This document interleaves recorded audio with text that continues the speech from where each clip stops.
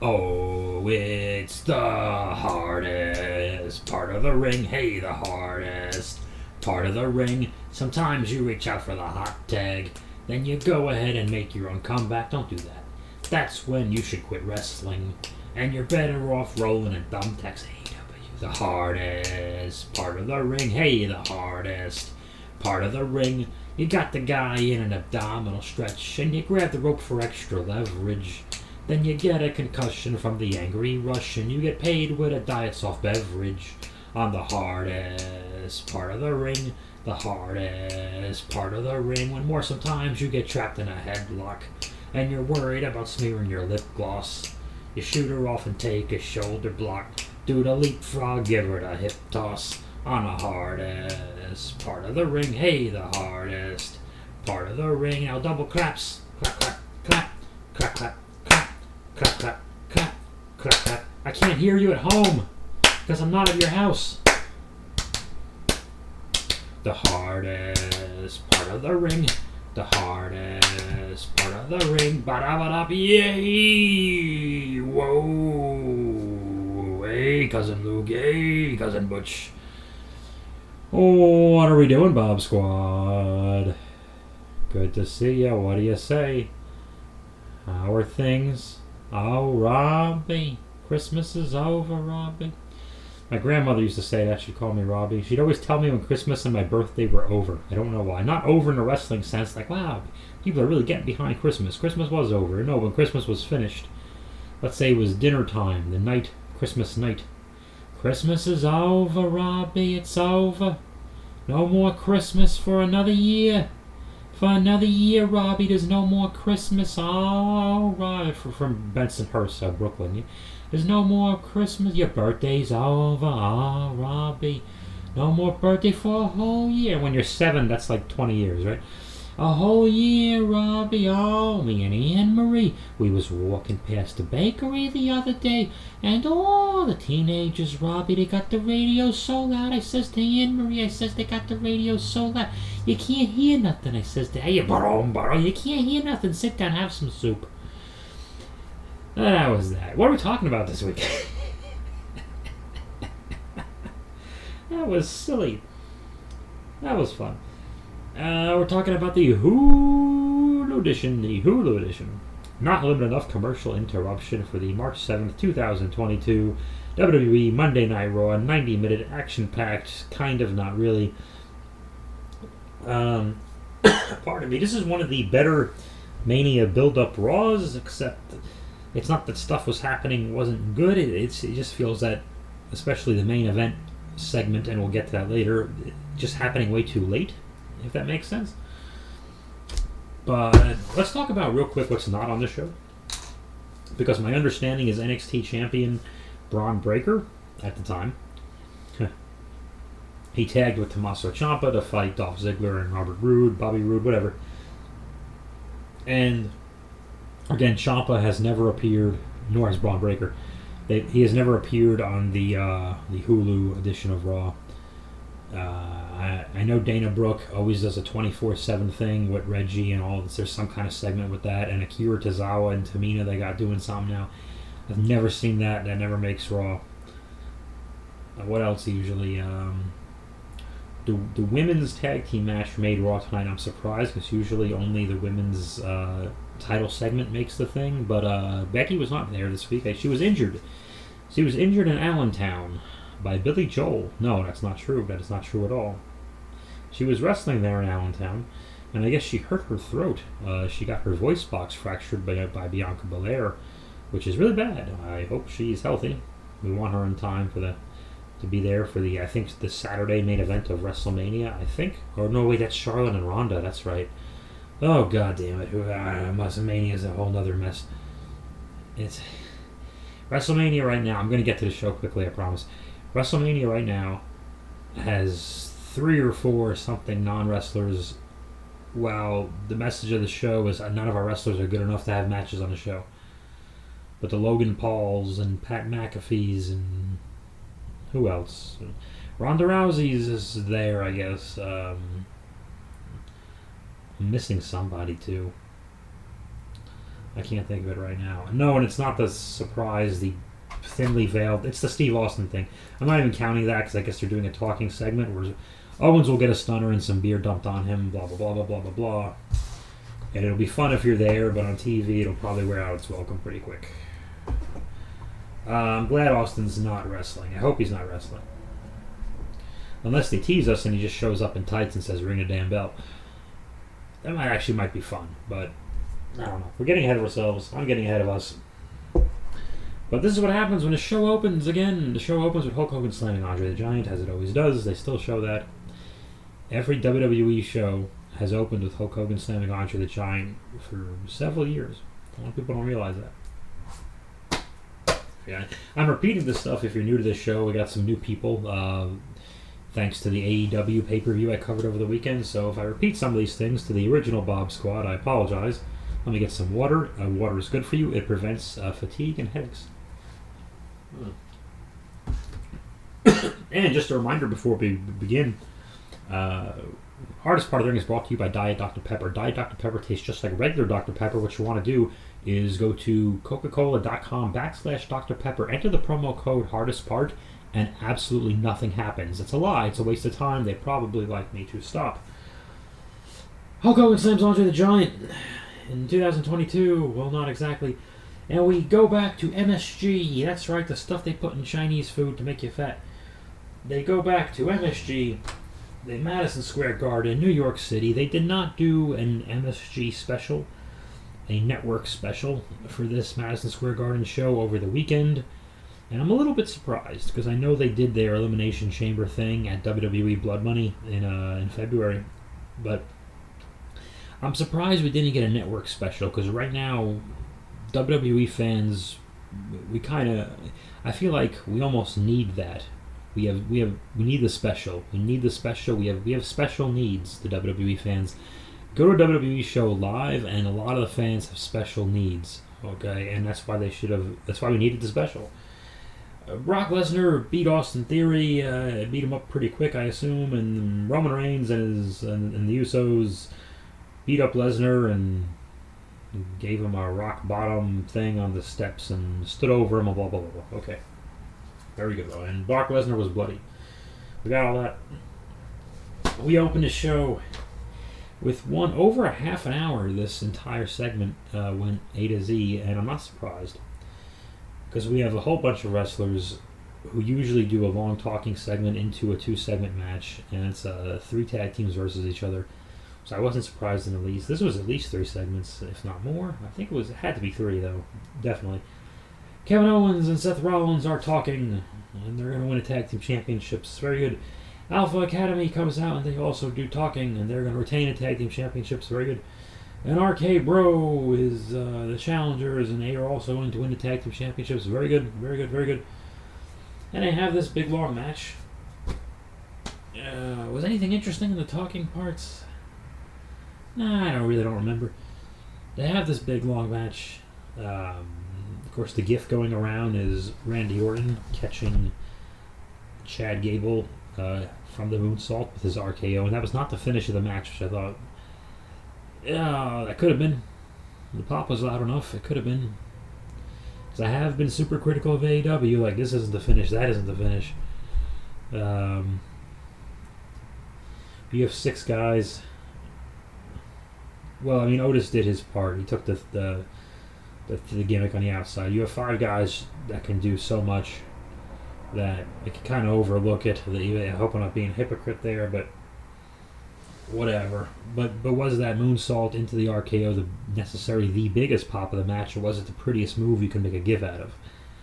Because I'd say the biggest pop of the match was the 1, 2, 3. When what did they do? They did a stunner and Seth and Owens hit their stunner and stomp thing on, I think, Gable? I want to say Gable. Because Otis was probably on the outside with the table thingy. And then Riddle threw Rollins over the top and got the pin. Which was good. It gives the team a more equal credibility too. Instead of just Orton always gets the pin and Riddle always eats the pin. And they did a big celebration. An Irish guy showed up. And he talked to RK Bro, and Randy Orton said he was going to use the F word. And then he called Riddle a homophobic slur. It was horrible. No, he did not. I'm sorry, he did not do that. I'm glad he didn't. That would have been wrong. But I was just being stupid. He called him his friend, and I thought it was great. It was heartwarming, and everybody liked it. And that means Randy Orton and Riddle will defend the tag team championship against whoever the hell at WrestleMania. I guess the Alphas again. I don't know. So we go to the locker room, and Kevin Owens is staring into space. No, wait. And the Irish guy, he moves quick. He was talking to Seth Rollins, and Seth Rollins said nothing, and he stared off into a comatose state, like he was in a vegetative condition. And it turns out he was watching last week's Raw. It was unfortunate. Okie dokie. Bob, seriously? The Miz, I fast-forwarded a lot of this. The Miz came out to talk about Cleveland, and Logan Paul joined him. And then Jerry the King Lawler arrives in a Cleveland Brown jersey. Browns, and I fast-forwarded some more, and I think they just insulted Jerry Lawler and left, because I know they wouldn't have beat him up and left him laying. And Miz, I guess, somewhere turned on his hometown in the middle of that. Of the special, why is this random celebrity in this matches this year? The Logan Paul Miz Mysterios thing to me is least interesting, because I can honestly tell you, if that was the main event of a Raw, I wouldn't care. As a matter of fact, I'd be annoyed that it was wasting time on Raw, let alone WrestleMania. And you know the entrances are going to be long, so each one of these matches is like a half an hour of time, and yikes. But Seth Rollins and Kevin Rollins and Kevin Owens are apparently not good enough to be on WrestleMania, according to the story that we are told, browbeaten with for 3 hours. Edge comes out with dark purple lighting and summons the creatures of the night and wants Kama to give him his urn back. What the hell was that? Not a deep cut, no? Edge is in spooky lighting, and he says AJ is home with a neck contusion, a bruised neck. And he says, AJ, put the kids to bed before I say this, and then he just says what he's going to say. But, like, Edge has kids. You can't put little kids to bed in a half a second, okay? It takes several minutes. So what the hell was Edge thinking? Put the kids to bed before I say this, and now I'm going to say it. Well, no, he gave him no time. Okay, I don't understand. I don't understand the timing, the logic there. And then he said, the wife shouldn't hear this. Well, now she's got to leave the room, and they got to turn off the TV. And I don't know, man. What did Edge say? He opened it with, you think you know me, and that was great. It got a big reaction. Very good. It's hard when one of them is there to build any of these things. I'm not saying it was bad. I'm just saying it's reminiscent of 2015 when Bray Wyatt did all the work for his upcoming Undertaker match. And that was a rare scenario too, but still, it was like, oh, you're just gonna do all this. And really, it felt like the year before, leading up to that Undertaker-Brock WrestleMania match at WrestleMania 30, Paul Heyman was the only one on TV every week doing all the work. Paul Heyman did all the work for the hype for that match.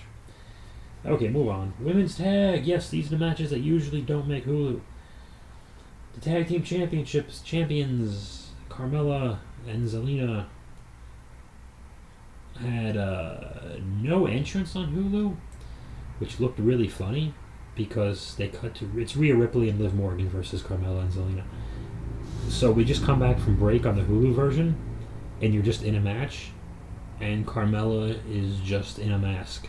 And as annoying as the entire ritual and predictable and repetitive as it is, it's really weird when you don't see it, and you just match. Lady in a mask.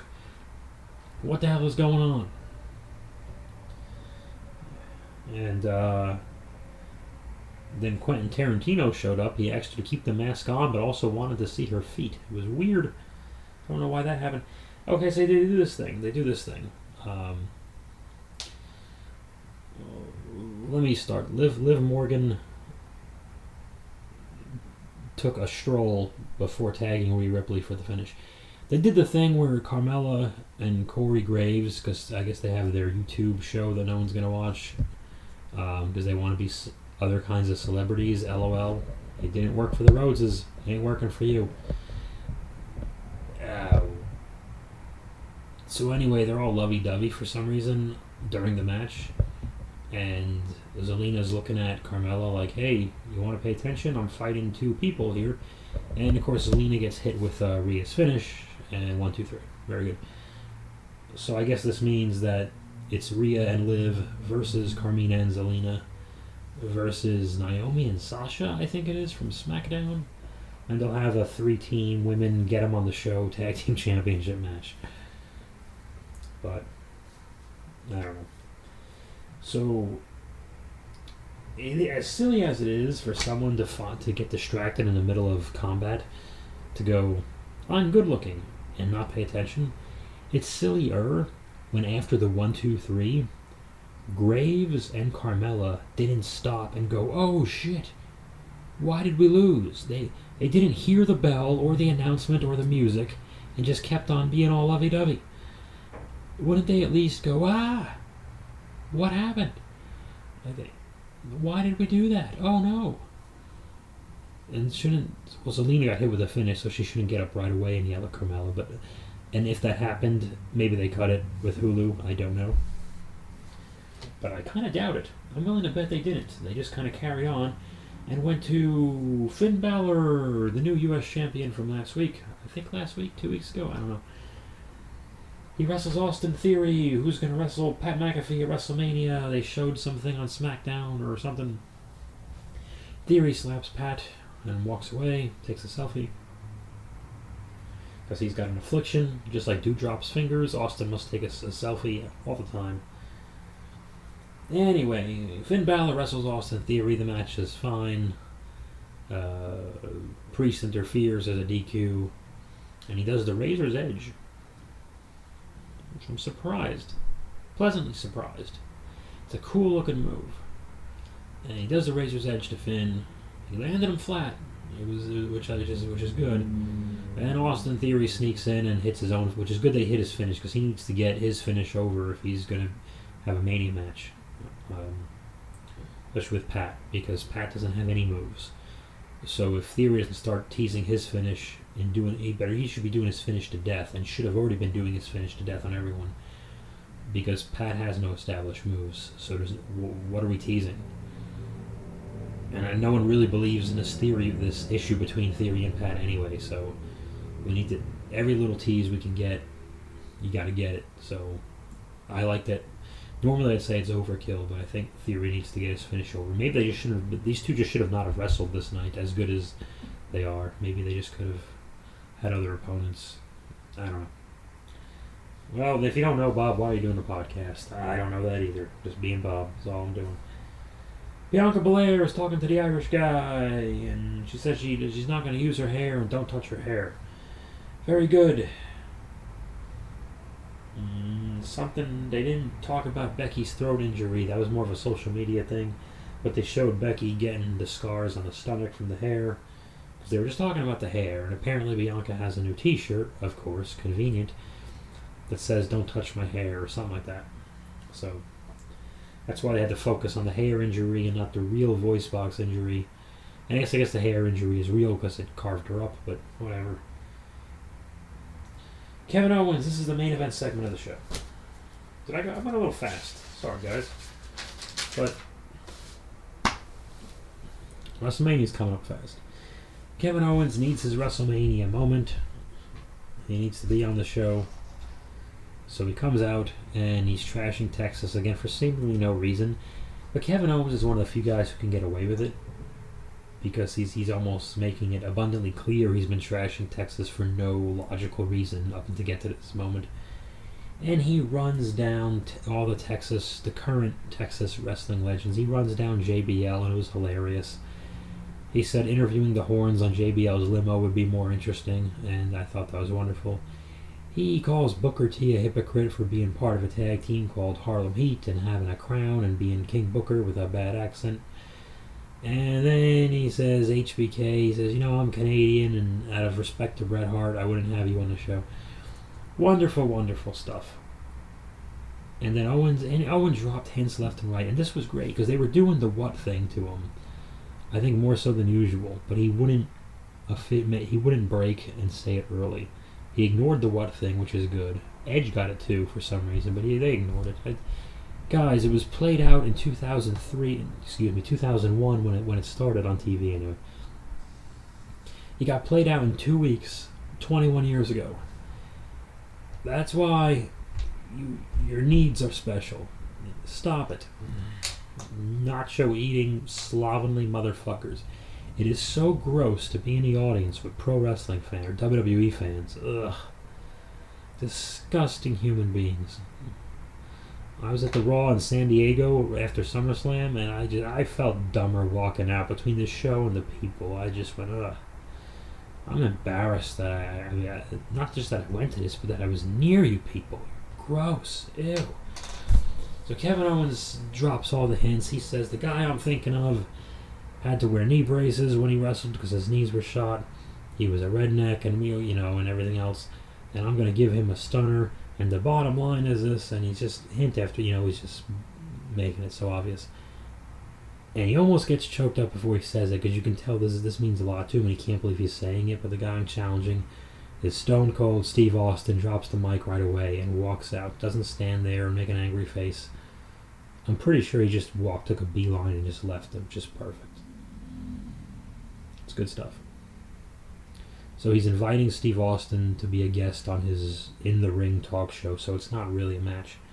Again, it would be a fun surprise for Steve Austin to just walk down the ring in those tights with that vest and those knee braces and say, no, kid, we're doing this. And that would be great. It doesn't have to be a big, it could be fun. Austin wouldn't even want to go 5. I think Austin would want to at least break 10. Or more. Beat him up for 5. Get cut off with something low, something dirty and something big like a low blow. Take some heat. Make his comeback. Tease a finish or two. Maybe kick out of Owens' stunner. Maybe Owens goes for another one, push him off, boot, stun, 1, 2, 3. I don't know, something like that, whatever, fuck. I'm not booking a goddamn finishes, but I'm just saying.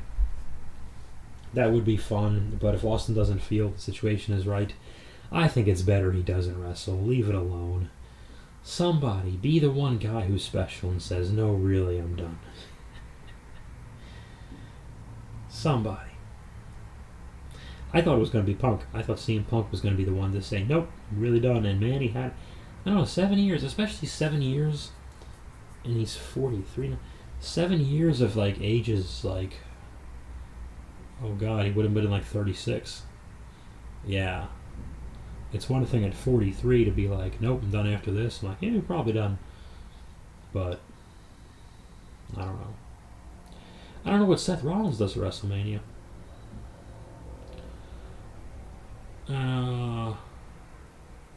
What's the Lashley situation? That's a question. I can't think of anybody else who's free and important enough to do something at WrestleMania. And Seth might be my best guess. I don't know what New Day is doing. I don't know. Alexa Bliss, god damn it. We had to sit through 9 of those goddamn therapy things so she can go into the chamber at WWE Blood Money, lose, and then we haven't seen her again. That's why we get mad, WWE. It's not just that you give us these silly segments, it's that they mean nothing to the show. You just make us sit through them. And then nothing happens. We get upset. We have special needs. But it's at least it's different from the 5 hours of AEW wrestling I watched on Sunday. Watching people get dropped on their head after getting dropped on their head on the ring apron, which is the hardest part of the ring. The hardest part of the ring. Ba-da-ba-da.